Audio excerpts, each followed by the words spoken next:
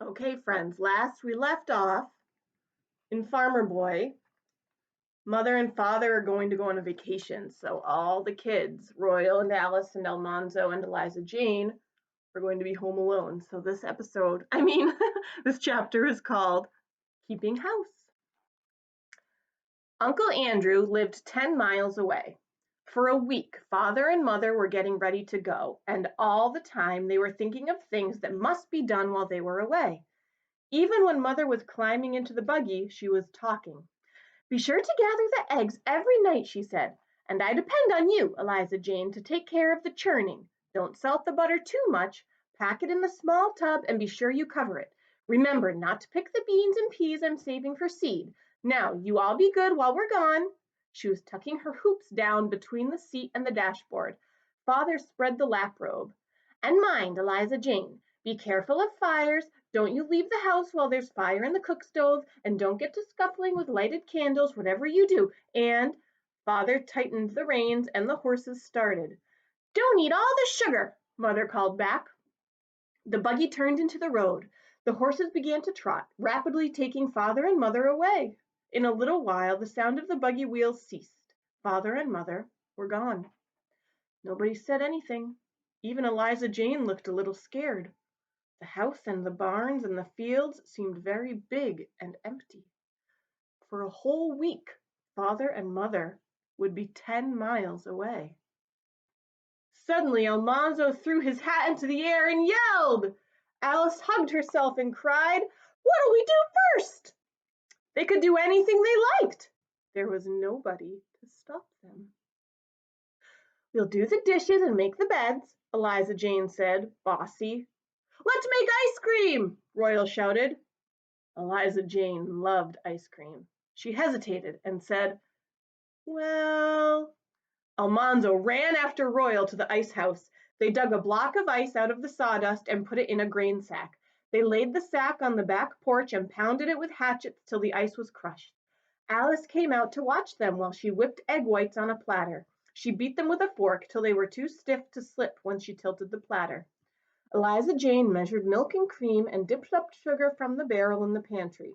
It was not common maple sugar, but white sugar, bought from the store. Mother used it only when company came. Eliza Jane dipped 6 cupfuls. Then she smoothed the sugar that was left, and you would hardly have missed any. She made a big milk pail full of yellow custard. They set the pail in a tub and packed the snowy crushed ice around it with salt, and they covered it all with a blanket. Every few minutes they took off the blanket and uncovered the pail and stirred the freezing ice cream. When it was frozen, Alice brought saucers and spoons, and Almanzo brought out a cake and the butcher knife. He cut enormous pieces of cake, while Eliza Jane heaped the saucers. They could eat all the ice cream and cake they wanted to. No one would stop them. At noon, they had eaten the whole cake and almost all the ice cream. Eliza Jane said it was time to get dinner, but the others didn't want any dinner. Almanzo said, All I want is watermelon. Alice jumped up. Goody, let's go get one. Alice, Eliza Jane cried, you come right back here and do the breakfast dishes. I will, Alice called out, when I come back. Alice and Almanzo went into the hot melon field, where the melons lay round above their wilting flat leaves.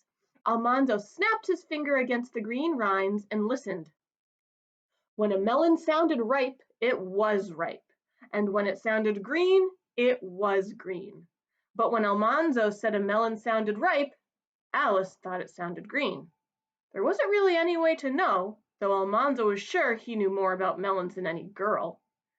So in the end, they picked 6 of the biggest melons, and they hugged them one by one to the ice house, or lugged them one by one to the ice house and put them on the damp, cold sawdust. Then Alice went to the house to do the dishes. Almanzo said he wasn't going to do anything. Maybe he'd go swimming. But as soon as Alice was out of sight, he skipped through the barns and stole into the pasture where the colts were. The pasture was big and the sun was very hot. The air shimmered and wavered with heat, and little insects made a shrill sound. Bess and Beauty were lying down in the shade of a tree, and their little colts stood near them, waggling their small bushy tails and straddling a little on their long gangling legs. The yearlings and the 2-year-olds and the 3-year-olds were grazing. All of them lifted their heads and stared at Almanzo. He went slowly toward them, holding out his hand. There wasn't anything in his hand, but they didn't know that. He didn't mean to do anything. He only wanted to get near enough to pet them. Starlight and the other little colt ran wobbling to their mothers, and Bess and Beauty lifted up their heads and looked, then laid them down again. The big colts all pricked up their ears. One big colt stepped toward Almanzo, then another. The 6 big colts were all coming. Almanzo wished he had brought carrots for them. They were so beautiful and free and big, tossing their manes and showing the whites of their eyes. The sunshine glistened on their strong arched necks and on the muscles of their chests. Suddenly one of them said, "Whoosh!" One of them kicked, one of them squealed, and all at once their heads went up, their tails went up, and their hoofs thundered on the ground. All their brown haunches and high black tails were turned to Almanzo. Like a thundering whirlwind, those 6 colts went around the tree, and Almanzo heard them behind him. He whirled around. He saw their pounding hoofs and big chests coming straight at him. They were running too fast to stop. There wasn't time to get out of the way. Almanzo's eyes shut. He yelled, "Whoa!" The air and the ground shook. His eyes opened. He saw brown knees rising up in the air. A round belly and hind legs rushed overhead. Brown sides went by him like thunder. His hat flew off. He felt stunned. One of the 3-year-olds had jumped over him. The colts were thundering down the pasture, and Almanzo saw Royal coming. "Leave those colts be!" Royal shouted. He came up and said that for a cent he'd give Almanzo a licking he'd remember. "You know better than to fool with those colts," Royal said. He took Almanzo by the ear. Almanzo trotted, but his ear was pulled all the way to the barns. He said he hadn't done anything. Royal wouldn't listen. "Let me catch you in that pasture again, and I'll whale the hide off you," Royal said. "I'll tell father, too." Almanzo went away, rubbing his ear. He went down to Trout River and swam in the swimming hole till he felt better. But he thought it wasn't fair that he was the youngest in the family. That afternoon the melons were cold, and Almanzo carried them to the grass under the balsam tree in the yard. Royal stuck the butcher knife into the dewy green rinds, and every melon was so ripe that the rinds cracked open.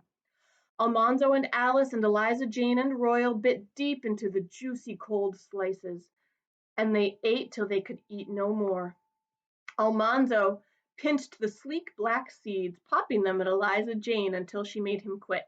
Then he slowly ate the last slice of melon, and he said, "I'm going to fetch Lucy to eat up the rinds." "You will not do any such thing," Eliza Jane said. "The idea! A dirty old pig in the front yard." "She is not either a dirty old pig," said Almanzo. "Lucy's a little young clean pig, and pigs are the cleanest animals out there. You just ought to see the way Lucy keeps her bed clean and turns it and airs it and makes it up every day. Horses won't do that, nor cows, nor sheep, nor anything. Pigs, I guess I know that. I guess I know as much about pigs as you do," Eliza Jane said. "Then don't you call Lucy dirty. She's just as clean as you be." "Well, Mother told you to obey me," Eliza Jane answered, "and I'm not going to waste melon rinds on any pig. I'm going to make watermelon rind preserves." "I guess they're as much my rinds as they are yours," Almanzo began, but Royal got up and said, "Come along, Manzo, it's chore time." Almanzo said no more, but when the chores were done, he let Lucy out of her pen. The little pig was as white as a lamb, and she liked Almanzo. Her little curled tail quirked whenever she saw him. She followed him to the house, grunting happily, and she squealed for him at the door till Eliza Jane said she couldn't hear herself think. After supper, Almanzo took a plate of scraps and fed them to Lucy. He sat back on the back steps and scratched her prickly back. Pigs enjoy that. In the kitchen, Eliza Jane and Royal were arguing about candy. Royal wanted some, but Eliza Jane said that candy pulls were only for winter evenings.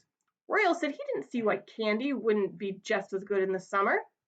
Almanzo thought so too, and he went in and sided with Royal. Alice said she knew how to make candy. Eliza Jane wouldn't do it, but Alice mixed sugar and molasses and water and boiled them. Then she poured the candy on buttered platters and set it on the porch to cool. They rolled up their sleeves and buttered their hands ready to pull it, and Eliza Jane buttered her hands too. All the time, Lucy was squealing for Almanzo. Oh, there she is. He went out to see if the candy was cool enough, and he thought his little pig should have some. The candy was cool. No one was watching, so he took a big wad of the soft brown candy and dropped it over the edge of the porch into Lucy's wide open mouth. Then they all pulled candy. They pulled it into long strands and doubled the strands and pulled again. Every time they doubled it, they took a bite. It was very sticky. It stuck to their teeth and their fingers and their faces. Somehow it got in their hair and stuck there. It should have become hard and brittle, but it didn't. They pulled and they pulled till it was soft and sticky. Long past bedtime, they gave it up and went to bed. The next morning, when Almanzo started to do chores, Lucy was standing in the yard. Her tail hung limp and her head hung down. She did not squeal when she saw him. She shook her head sadly and wrinkled her nose. Where her white teeth should have been, there was a smooth brown streak. Lucy's teeth were stuck together with candy. She could not eat, she could not drink, she could not even squeal, she could not grunt. But when she saw Almanzo coming, she ran. Almanzo yelled for Royal. They chased Lucy all around the house, under the snowball bushes and the lilacs. They chased her all over the garden. Lucy whirled and dodged and ducked and ran like anything. All the time she didn't make a sound. She couldn't. Her mouth was full of candy. She ran between Royal's legs and upset him. Almanzo almost grabbed her and went sprawling on his nose. She tore through the peas and squashed the ripe tomatoes and uprooted the green round cabbages. Eliza Jane kept telling Royal and Almanzo to catch her. Alice ran after her. At last they cornered her. She dashed around Alice's skirts. Almanzo fell on her and grabbed. She kicked and tore a long hole down the front of his blouse.